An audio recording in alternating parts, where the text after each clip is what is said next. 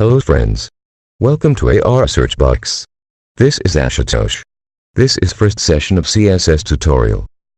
In this session, we are going to cover two topics. What is CSS? And what are the methods of adding CSS to the HTML page? What is CSS? CSS stands for Cascading Style Sheets, used for website design and layout. CSS is used to define styles for your web pages, including the design, layout and variations in display for different devices and screen sizes. External file extension is CSS. External style sheets are stored in CSS files. Now let's see what are the methods of adding CSS. There are 4 methods to add CSS in HTML page.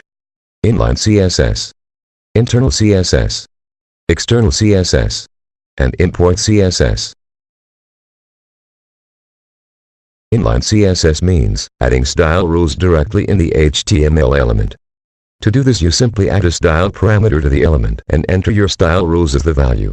This is not a good method to use because it will bloat your HTML and make the website difficult to maintain. However, it can be useful in some situations. For example, if you are using a system where you don't have access to the CSS file, then you can simply add your style rules directly to the elements instead. Internal CSS means you can embed CSS rules directly into any HTML page.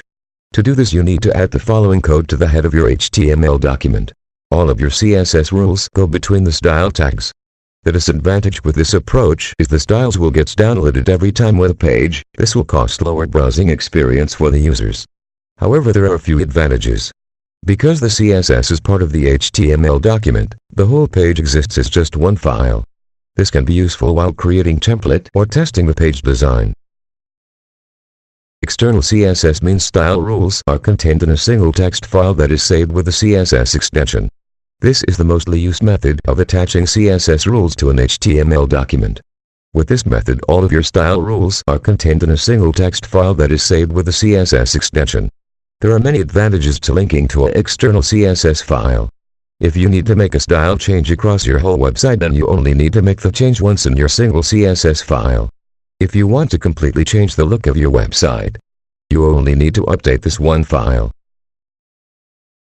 Import CSS means allow us to call a CSS file in another CSS file.